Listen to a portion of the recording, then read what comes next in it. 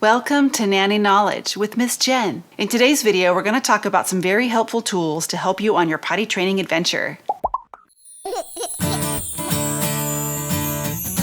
I invite you to subscribe to my channel so you'll get updates and notifications when I post new videos. Give me a thumbs up, hit that notification bell. Welcome mommies, daddies, nannies, and grannies. In today's video, we're going to talk about some helpful tools that I find very useful for potty training your toddler. Let's jump right in and get started. Another item that I think is very important to have for potty training a toddler is cotton underwear. This will be a transition period for your toddler to stop using diapers, to stop using nappies, to stop using pull-ups, and we're teaching your toddler that we're going to be wearing big boy pants or big girl panties. So we want to have some cotton underwear on hand, and I'm talking a bunch. Get a couple of 6-packs or a couple of 12-packs because we're going to be expecting accidents and there's going to be a lot of laundry to do. Purchase a bunch of undies with your child's favorite cartoon characters or little faces and animals and cartoons on it, and just have a bunch of these on hand. They're not expensive. You're going to want to have plenty of backup.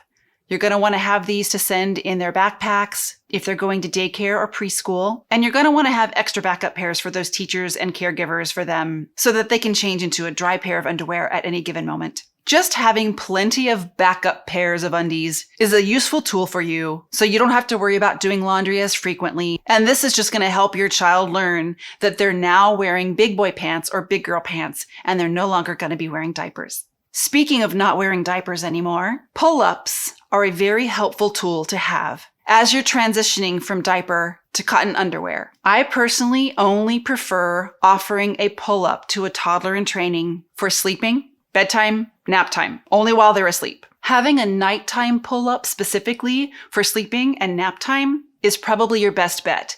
These nighttime pull-ups are designed to be more absorbent.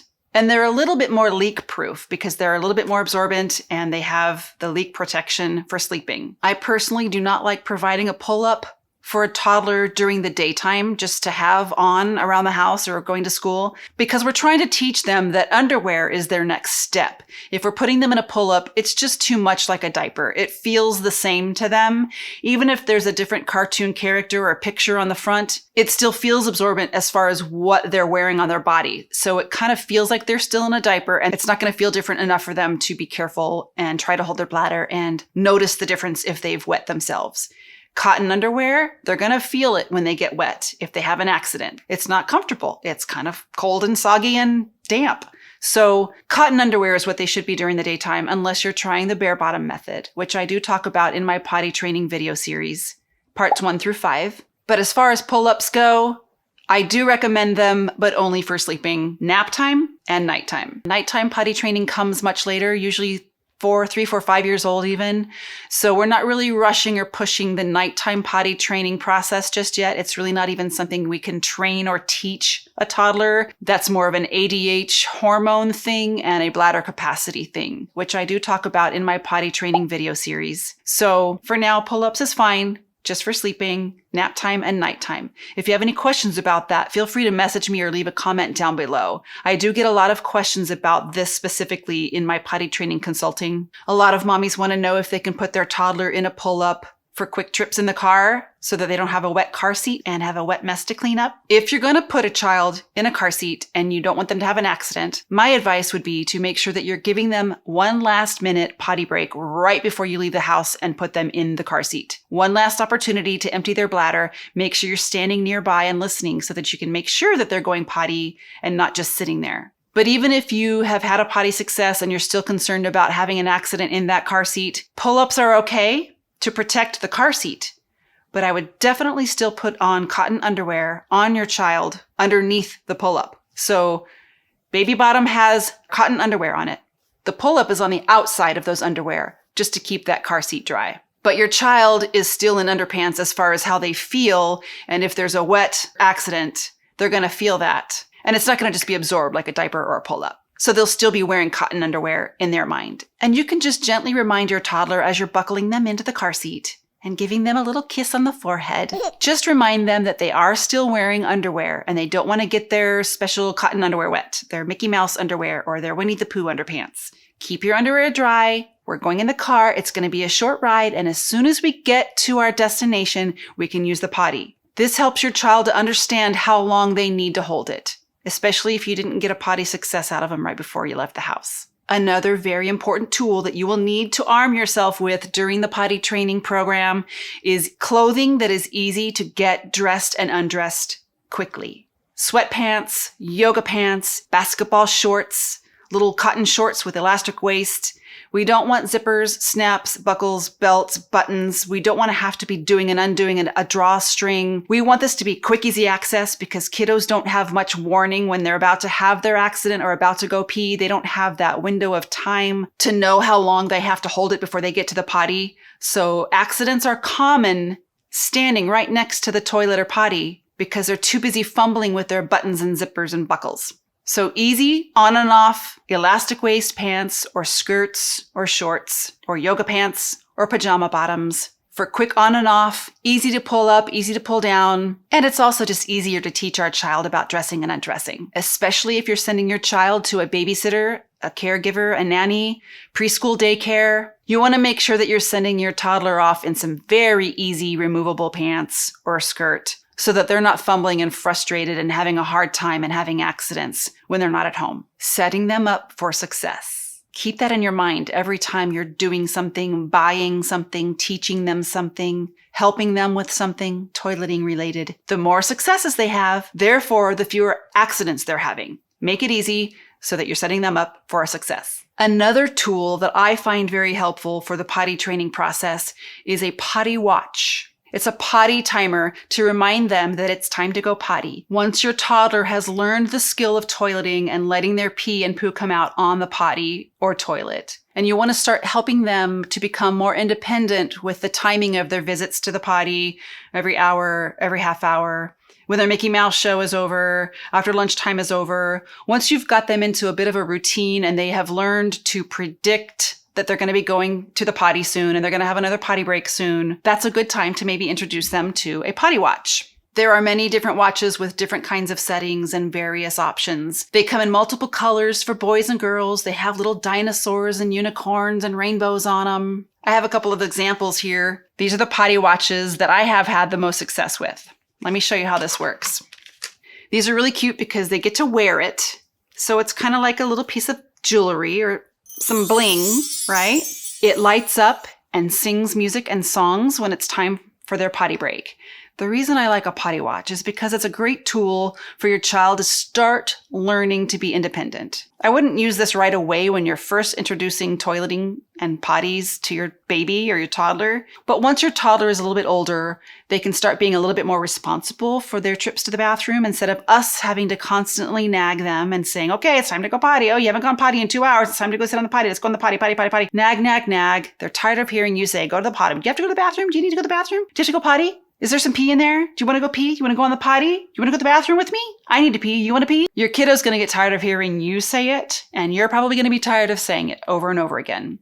So giving them a Potty Watch to wear and setting it for every hour or every 2 hours, their little music timer goes off and it reminds them, okay, it's time to go potty. You don't have to ask them. There's no negotiation. They just hear their little song go off and they go to the potty. You can still supervise, you can still go with them, but letting them wear a Potty Watch will just be a reminder for them and they can go independently if they want to on their own when they hear their potty song. They're super easy to work. You just push a button, set a timer.